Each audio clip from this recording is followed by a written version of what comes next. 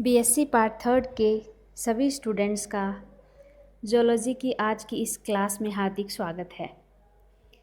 Dear students, हम पढ़ रहे थे एक मछली जिसका नाम है रोहू, और उसका साइंटिफिक नेम हमने कल पढ़ा था लेबियो रोहिटा, लेकिन उसको जनरल लैंग्वेज में हम सामान्य भाषा में हम उसको रोहू कहते हैं। और ये बहुत ही ज़्यादा खाई जाने वाली फ़िश होती है। इसके एलिमेंट्री कैनाल हमने कल पढ़ी थी, कौन कौन से ऑर्गन्स प्रेजेंट होते हैं। आज हम पढ़ते हैं इसके डाइजेस्टिव ग्लैंड्स और डाइजेस्टिव मैकेनिज़्म के बारे में हम स्टडी करेंगे। डियर स्टूडेंट्स, जो रोहू फिश होती है उसके माउथ में कोई स्पेशल टीथ या फिर नॉर्मल टीथ और टंग प्रेजेंट नहीं होते, ये अनुपस्थित होते हैं। और इसका जो फेरिंग्स है जिसका हमने कल भी बात किया था, buccal cavity, mouth, buccal cavity, pharynx, oesophagus और ट्रू स्टमक इसके अंदर होता नहीं है। फिर इंटेस्टाइन, रेक्टम एंड एनस, ये सारे इसके ऑर्गन्स होते हैं। डाइजेस्टिव ग्लैंड इसमें लीवर और पेनक्रियाज होती है। ये देखते हैं हम यहाँ पर, ये है इसके डाइजेस्टिव ग्लैंड। लीवर हमें इसमें दिखाई दे रही है। तो लीवर जो इसका होता है वो लार्ज होता है। इसके लोब होते हैं लीवर के भी अलग अलग लोब, जैसे राइट लोब है, लेफ्ट लोब है, ये हमें डायग्राम में यहाँ दिख रहा है। ये है लेबियो के लीवर का ये लेफ्ट लोब, ये है राइट लोब ऑफ लीवर। ये ऊपर यहाँ हमें दिख रहा है, ये है मीडियन लोब ऑफ लीवर। तो लीवर इसकी लार्ज ग्लैंड होती है जो डाइजेशन में हेल्प करती है। लीवर के बाद हम देखें तो इसमें ये यहाँ पर गॉल ब्लैडर प्रेजेंट है, ये हमें यहाँ दिख रहा है, ये इसका गॉल ब्लैडर।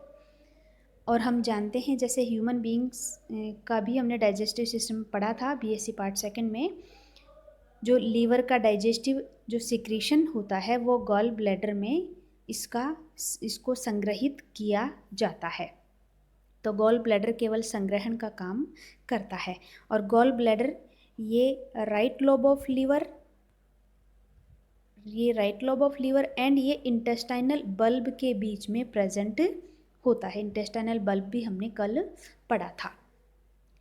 इसकी जो पेनक्रियाज होती है वो डिफ्यूज्ड ग्लैंड होती है। डिफ्यूज्ड मीन्स एक तरह से छितरी हुई या बिखरी हुई ये पाई जाती है। और कहाँ बिखरी हुई होती है? ये लीवर के अंदर ही बिखरी हुई, छितरी हुई पाई जाती है। ये हमें यहाँ इसमें डायग्राम में पेनक्रियाटिक डक्ट दिख रही है, जहाँ से पेनक्रियाटिक जूस पास होता है। और ये जो डक्ट्स हमें दिख रही हैं ये है इसकी हिपैटिक डक्ट। तो दो ग्लैंड इसमें होती हैं रोहू में, that is liver and pancreas, जो डाइजेस्टिव जूसेस का सिक्रीशन करती हैं और डाइजेशन में हेल्प करती हैं। अब हम देखते हैं कि इसकी डाइजेस्टिव मैकेनिज़्म क्या होती है।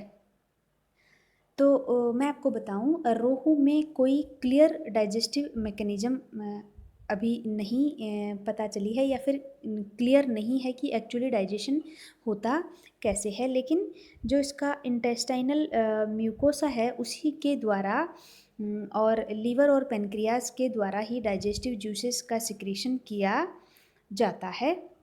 और चूँकि इसमें ट्रू स्टमक एब्सेंट होता है, तो जो गैस्ट्रिक ग्लैंड्स होती हैं जो स्टमक में प्रेजेंट होती हैं वो इसमें एब्सेंट होती हैं।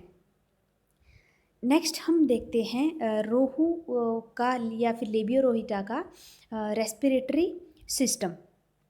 तो हम जानते हैं कि फिशेस का जो रेस्पिरेटरी सिस्टम होता है उसका मुख्य अंग होते हैं गिल्स। गिल्स के द्वारा फिशेस में रेस्पिरेशन होता है। इसमें जो गिल्स होते हैं वो 4 जोड़ी गिल्स प्रेजेंट होते हैं। ये देखिए आपको डायग्राम में यहाँ दिख रहा है, हमने पहले इसके डायग्राम में भी देखा था।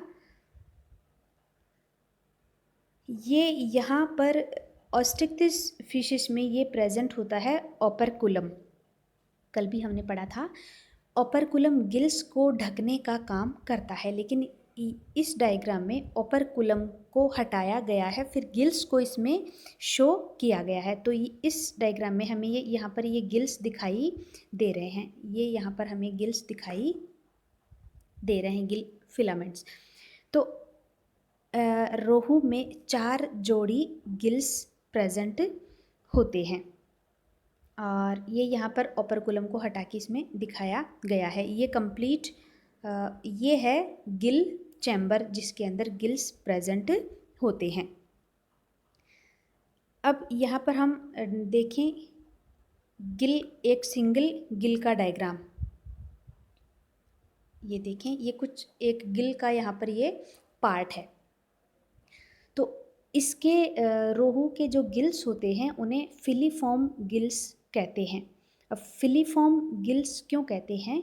क्योंकि इनका जो गिल होता है उसमें फिलामेंट्स, गिल फिलामेंट्स प्रेजेंट होते हैं। तो गिल फिलामेंट्स प्रेजेंट होने की वजह से ही इनको फिलीफॉर्म गिल्स कहते हैं। अब गिल फिलामेंट क्या होते हैं ये देखिए डियर स्टूडेंट्स, ये आपको इस डायग्राम में यहाँ पर ये नज़र आ रहे हैं।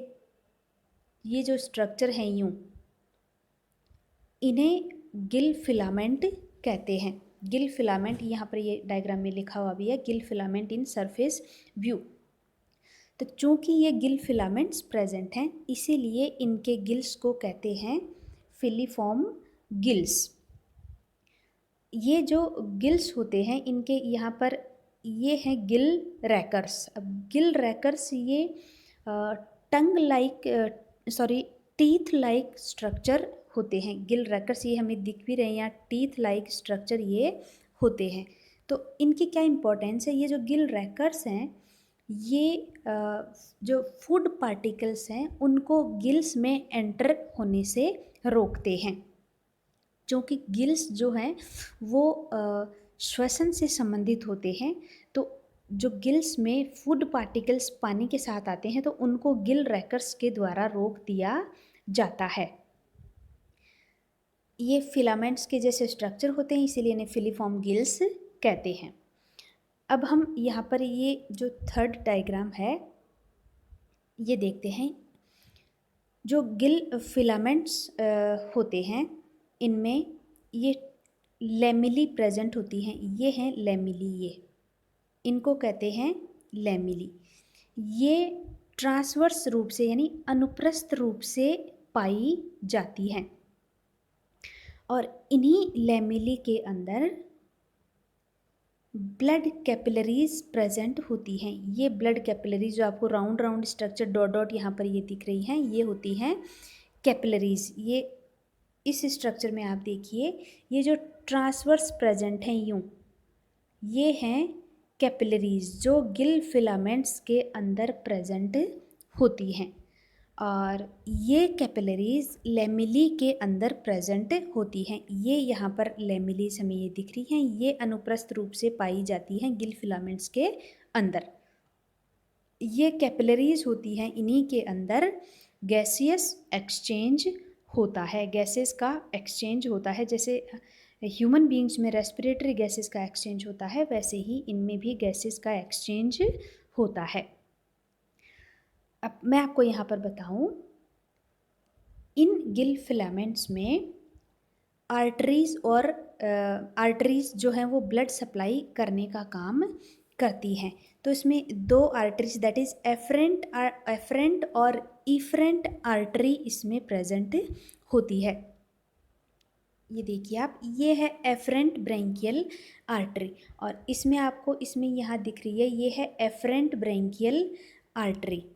एफरेंट जो है वो ब्लड को लेकर के आती है, डीऑक्सीजनेटेड ब्लड को, और इफरेंट ब्रैंकियल आर्टरी ये है इफरेंट ब्रैंकियल आर्टरी, ये है एफरेंट ब्रैंकियल आर्टरी।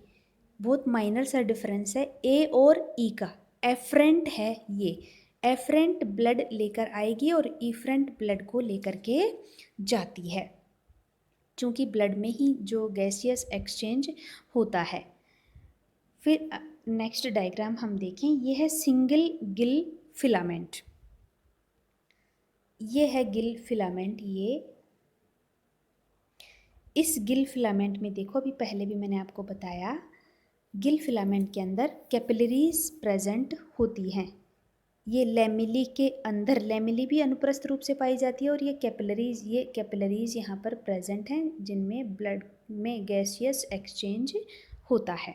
और इसी गिल फिलामेंट में ये एफरेंट ब्रेंकियल आर्टरी है, और ये एफरेंट ब्रेंकियल वेसल, और ये efferent branchial vessel, blood vessel, afferent blood vessel और इफरेंट ब्लड वेसल ये प्रेजेंट होती हैं, जो ब्लड को लाने और ले जाने का काम करती हैं।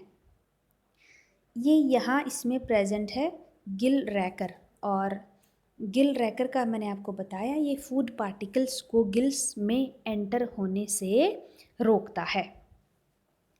तो डियर स्टूडेंट्स, ये हुआ है गिल्स का स्ट्रक्चर। और गिल्स की जो अंदर ओपनिंग होती है वो होती है, ये कल भी हमने पढ़ा था, वो फेरिंग्स में होती है। नेक्स्ट हम देखें रेस्पिरेटरी मैकेनिज्म। कौन सी मैकेनिज्म होती है जिसके द्वारा गैसियस एक्सचेंज होता है? तो इस रेस्पिरेटरी मैकेनिज्म में दो पार्ट्स होते हैं, इंस्पिरेशन और एक्सपिरेशन। श्वास को अंदर लेना और एक्सपिरेशन श्वास को बाहर निकालना। तो ये इसमें डायग्राम के द्वारा हम देखते हैं, रेस्पिरेटरी मैकेनिज्म को हम समझते हैं।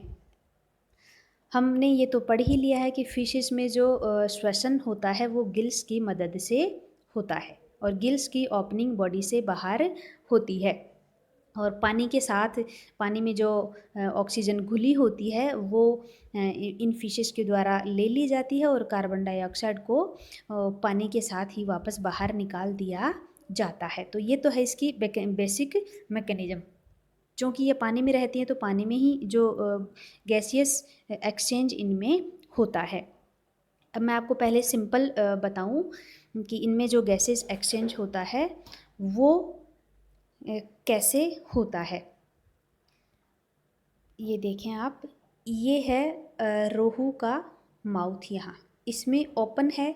फर्स्ट जो डायग्राम है वो है इंस्पिरेशन, श्वास को अंदर लेना। ये है एक्सपिरेशन, श्वास को बाहर निकालना।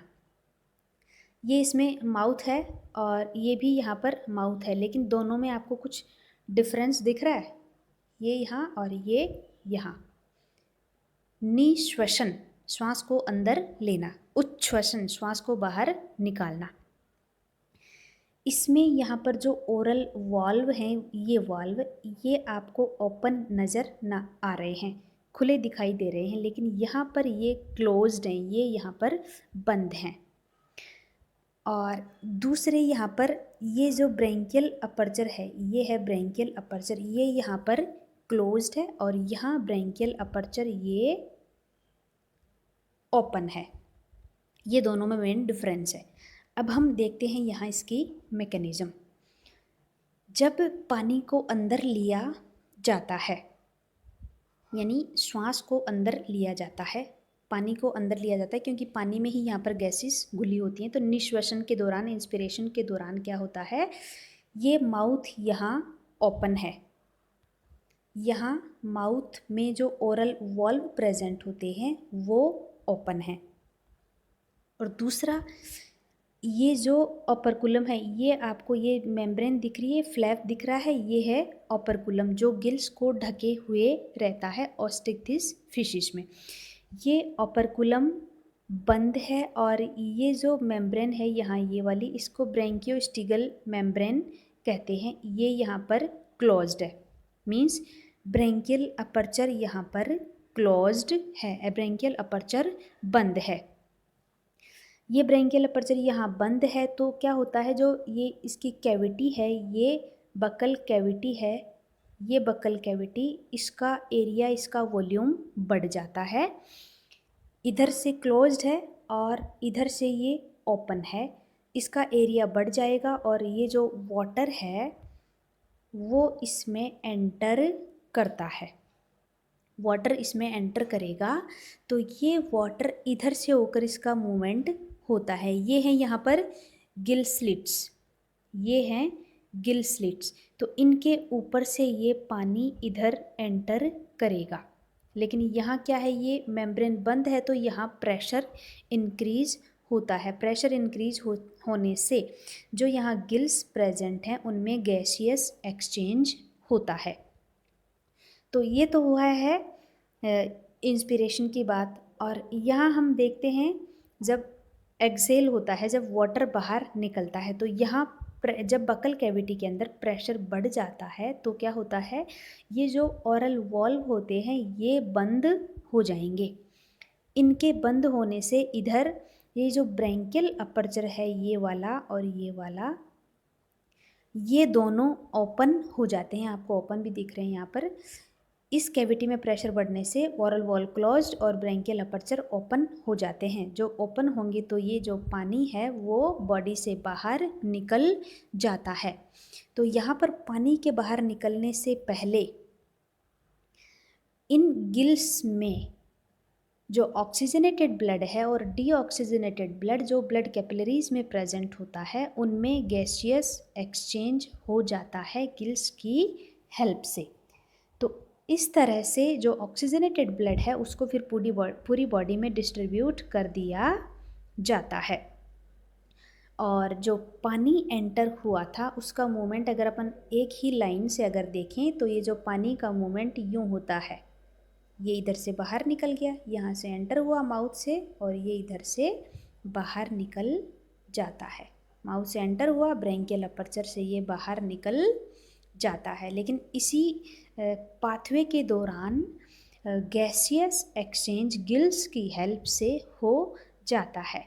तो इस तरह से लेबियो रोहिटा में, रोहू फिश में रेस्पिरेशन होता है गिल्स की हेल्प से।